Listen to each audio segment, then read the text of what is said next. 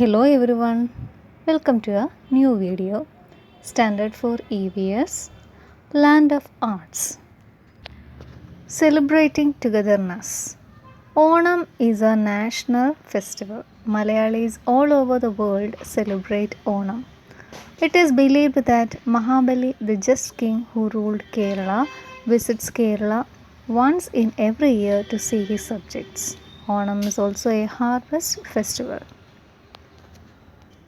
ഓണം നമ്മുടെ ദേശീയ ഉത്സവമാണെന്ന് എല്ലാവർക്കും അറിയാം അല്ലേ? മലയാളികളെല്ലാം ഈ ലോകത്തെമ്പാടുമുള്ള മലയാളികൾ ഓണം ആഘോഷിക്കുന്നു. നമ്മുടെ വിശ്വാസം എന്താണ്? തിരുവോണത്തിൻ്റെ ദിവസം മഹാബലി നമ്മളെ കാണാൻ വരുന്നു. ആരായിരുന്നു മഹാബലി? കേരളം ഭരിച്ചിരുന്ന ഒരു അസുര ചക്രവർത്തിയായിരുന്നു മഹാബലി.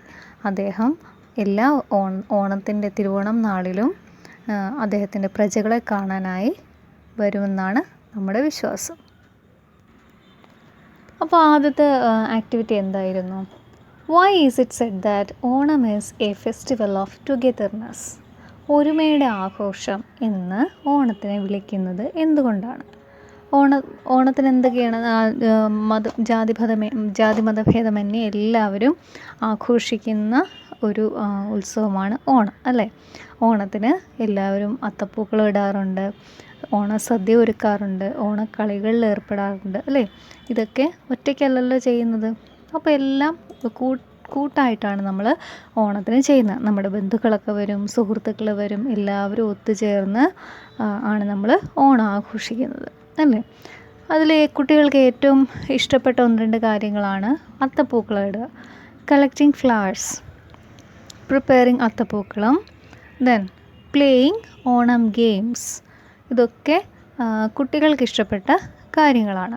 പിന്നെ നമുക്ക് ഏറ്റവും പ്രധാനപ്പെട്ട ഒരു കാര്യം എന്താണ്? ഓണസദ്യ, പ്രിപ്പയറിങ് ആൻഡ് ഹാവിങ് ഓണസദ്യ. ഇതെല്ലാം നമ്മൾ ഒരുമിച്ച് ചെയ്യുന്ന കാര്യം. അതുകൊണ്ടാണ് നമുക്ക് ഓണത്തിനെ ഫെസ്റ്റിവൽ ഓഫ് ടുഗെദർനെസ് എന്ന് പറയുന്നത്. ഇനി രണ്ടാമത്തെ ആക്ടിവിറ്റി കുറച്ച് ഗെയിംസും അതിൻ്റെ ആർട്ടിക്കിൾസും എഴുതാനായിരുന്നു അല്ലേ? ആദ്യത്തെ തന്നെ എന്തായിരുന്നു? ലഹോറിക്ക് എന്താ വേണ്ടി? ഒരു ബോൾ വേണം, പിന്നെ 7 pieces ഓഫ് ടൈൽസ്.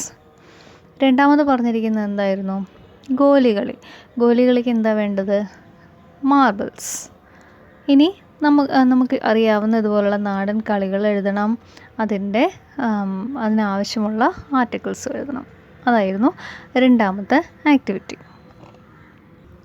പിന്നെ നമുക്ക് എഴുതാം കുട്ടിയും കോലും. അതിന് വേറൊരു പേര് പറയുന്നത് ബോയ് ആൻഡ് ദ കീ എന്ന് പറയും. അതിന് ഏറ്റവും ആവശ്യമായിട്ടുള്ള എന്താണ്? 2 pieces ഓഫ് സ്റ്റിക്സ്.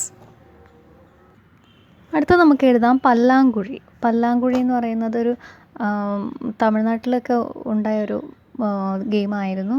അത് നമുക്ക് ഒരു തടി പീസിനകത്ത് ചെറിയ കുഴികൾ ഉണ്ടാക്കിയിട്ട് അതിനകത്ത് സീഡ്സ്, ഈ പുളുങ്കുരുവും അതുപോലെ അല്ലെങ്കിൽ ചെറിയ കല്ലുകളോ ഒക്കെ അല്ലെങ്കിൽ ചിപ്പികളോ ഒക്കെ ഇട്ട് നമുക്ക് കളിക്കാം. അപ്പോൾ അതിനാവശ്യമായിട്ടുള്ള സംഭവങ്ങൾ എന്താണ്? Wooden board with 14 holes, then pebbles or seeds. മറ്റൊരു കളിയാണ് 7 സ്റ്റോൺസ്. ഈ ലഗോറി പോലെ തന്നെയുള്ളൊരു കളിയാണ് 7 സ്റ്റോൺസ്. അതിനകത്ത് ആവശ്യമുള്ളത് എന്താണ്? പേര് പോലെ തന്നെ 7 സ്റ്റോൺസ് തന്നെയാണ് അതിനകത്ത് ആവശ്യമായിട്ടുള്ളത്.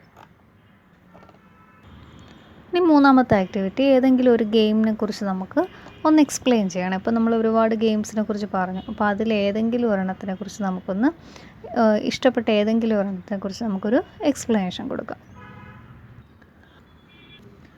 ഹൈഡ് ആൻഡ് സീക്ക്, ഒളിച്ചുകളി അല്ലെങ്കിൽ സാറ്റുകളി എന്നൊക്കെ പറയും.